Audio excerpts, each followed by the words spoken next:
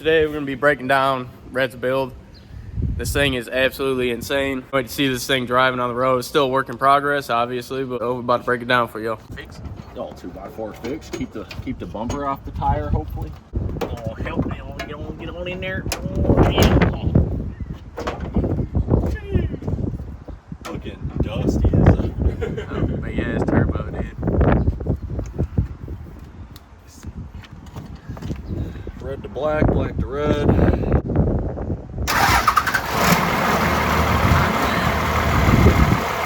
starts out good, dude.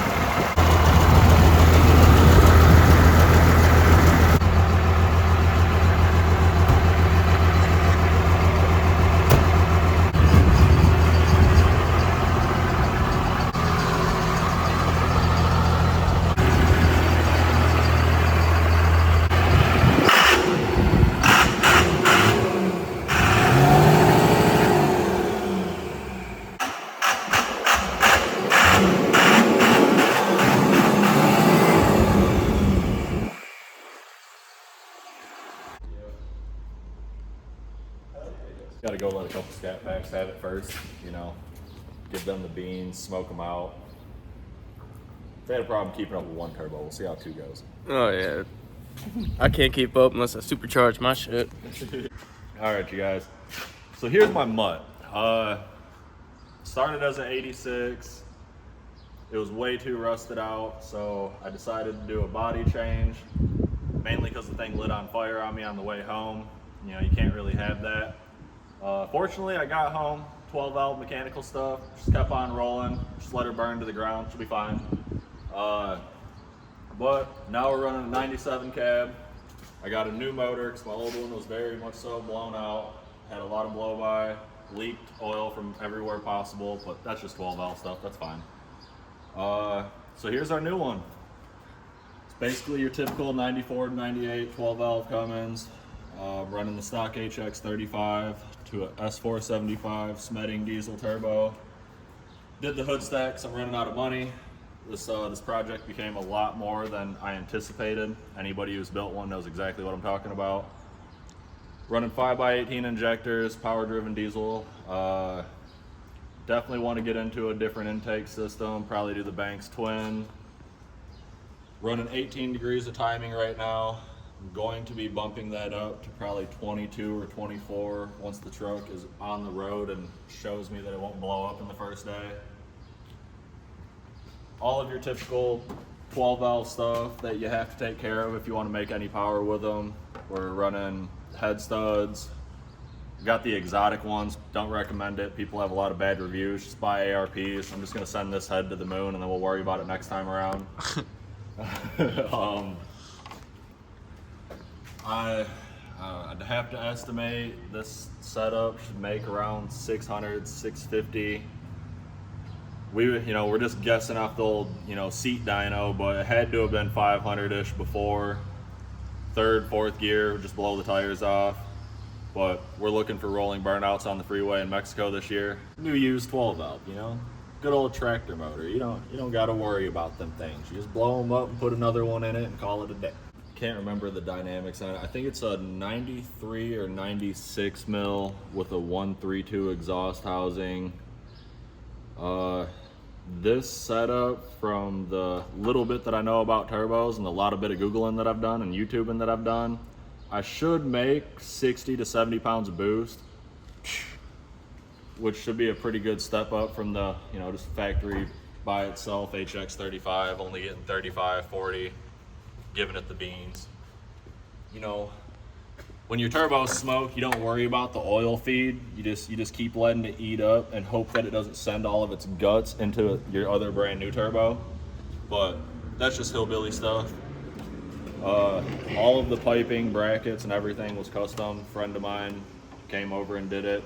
It's my first compound turbo setup. There's a lot of things that I learned in this process that I would definitely do different. But I spent too much money on it to change it now, so we're just gonna run it and see how it goes. Maybe next year we'll do some changes, probably get a different manifold, different small turbo, hopefully bigger big turbo. And then I have a billet tappet cover that I need to install, but I gotta pull my injection pump off again to do so because naturally it's behind here. 12 valve boys know exactly what I'm talking about. It is shiny though, it's cute. I got it in here. Ooh. What a race truck be without your pillar gauges? No other gauge on the dash works, so we really rely on these things. So I do have the NV 4500 behind it. It is a 5-speed truck. It is a lot more fun. And you know, it's automatic theft deterrent. Most people can't drive them as it is. And anybody who does steal this, they're gonna end up having fun as soon as they try to take off and put it into a pole. I know all about that. As far as the body goes, I don't mind the 3 colors. I think I really like it. I think it'll be deceiving for people. They'll just think it's a piece of shit truck until they get the smoke. But we did put the new fenders on it. I need to paint them before they start rusting out. I do have doors lined up. Surprisingly for an old Ford, I can't put my foot through the rocker yet, but gotta do cab corners, a little bit of work. I already have the cab corners, just lazy. Truck don't move, I ain't gonna make it look pretty. Eventually we'll probably source another bed or get bed sides. Really not too sure about that one yet. Primary thing's just getting this thing up and moving so I can get it out on the streets again, have fun with it. Been going through a lot of throttle depression, you know, driving around in a 2010 Mercedes Fusion. We got the 6.4 bumper, got the quality zip ties, wire ties, and a little 2x4 holding there in place. Temporarily secure it on there, and we'll call it a day. Running a stock 6.0 intercooler. A lot of guys don't do that. Apparently they like to blow up around 40 pounds of boost. So chances are this thing won't make the first drive. But we'll just go get, you know, one of the aftermarket fully aluminum ones and see how that holds up. All of you purists are gonna be extremely mad at me, but for whatever reason, I bought an actual 7.3 diesel truck and ripped it apart for the cab and sold everything else. Yeah, we got the solid eBay units. Couldn't even tell you what they're called. You got them wired up? You can turn them out from the inside? Nope. I can grab the wires and hook them to the dead battery. Just gotta move the power steering fluid out of the way. Yeah, you know, she leaks. We'll get there one day. She don't leak that much. No, that's minimal for a 12 valve. Jiggle, jiggle, jiggle. Ah! Yup, hillbilly balling on the eBay specials, brother. This truck gets back to running, and I make sure that I don't blow the head gasket off of it again. Probably going to happen. It's not O-ringed. It's completely stock head, and I'm running exotic head gaskets. Apparently they exotically break under load. So I think I have that in my future. I do, however, want to get a billet timing cover that has the access for the adjustable fuel, because with a 13 mil pump and very, very big injectors, it would be nice to, on the fly, be able to crank the fuel up or crank the timing up and tone it back down for normal driving. Chances are I'm just going to drive like an idiot 24/7. It's what I've always done before. Want to get the Banks twin ram. Billet tappet cover will go on. I want to get the billet intake cover. And then if I hit the lottery or something, I'd like to buy the King Speed billet valve covers, but at $700 for the set. I think I'm going to stay to poor boy stuff, unless you guys want to sponsor me. Okay, well, yeah, as I kind of said before, she is still rusty. It is a Michigan truck. But the underbody of this thing was the most solid one that I could find around. There's not a nut and bolt holding this whole body onto the frame. It's literally sitting there. And this is more solid than the last cab was. The last cab, the whole truck would have been flopping around. Doors would have been doing this. This door would have been doing this. And there wasn't even a door there. It's solid. It was falling apart. I'm sure we have some videos of that somewhere. It's on, I believe, a rough country 4 to 6 inch lift. It used to have a body lift before the cab swap, so it sat at about 9 or 10. Personally, I think 10. It looked like they stacked body lifts together to make it achieve the height they wanted. I don't know. This thing was more than a hillbilly truck. I don't even really know how. I don't know why I wanted it so bad. I traded a running driving truck for a truck that didn't run a drive. And I was like, it's got a 12 valve in it. It's got to be sweet. And I was right. Until I blew it up. You'll have that. One issue that I'm going to run across with making the power that I'm making is the fact that it's a stock clutch.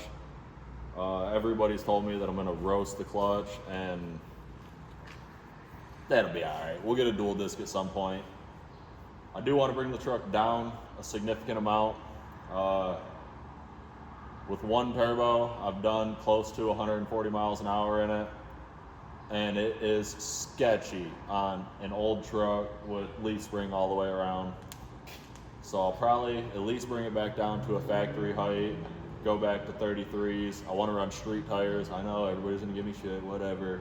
Probably gonna get Nitto 420Vs or those new Giovanni street tires. They have a really nice pattern and people have good reviews on them. Once the truck gets brought down some more and steers, I can only turn like a quarter turn left and all the way right. We got some problems going on right now. But once we get those components taken care of, it should be a pretty reliable ripper. My right foot will be what determines how long the truck can live. I think we're around 650 with this setup. We'll see what I can lay down on the dyno. If it survives the dyno, we'll drive it right over to the burnout pit and see if we can't destroy a set of tires, maybe a bedside. So look forward and pray for me that I make it to that truck show. Not much to do with an old Ford interior until you start spray painting stuff and looking like a teenager. So it'll probably stay for the most part. The old marketplace will quit selling King Ranch seats at $3,000 for the set. I'll King Ranch swap this thing, but we got the kill mat right there. Got to do the sound deadener. 12 valves are extremely loud tractor motors. I like to call it a garbage truck. It sounds the same. It's just an old beater. Leave a truck sit for, well, about a year and only start it when you feel like banging it off the limiter. The battery just never has time to charge.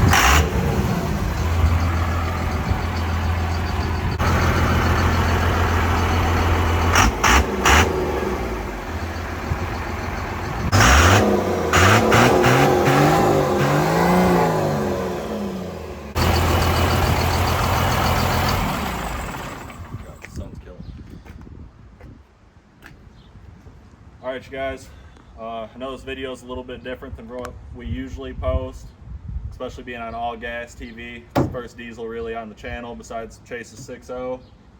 Hopefully in the next couple of months I can finally find time. Life's just been very hectic, I'm sure everybody knows how it is. Get this thing finished so I can hopefully go eat up the streets a little bit before this season's over. Probably won't drive the truck in the winter. I understand the rust, but it's just it's honestly just too fast. It's kind of hard to winter a street truck, but hopefully by then I can get the thing up and going, beat it up some, see where my weak points are, and then therefore just try to make it nothing but better. If you guys like this kind of stuff, let us know, drop a comment, like this video, and just help us keep building. I feel like that was like shit. All Gas TV. All Gas TV. Fuck.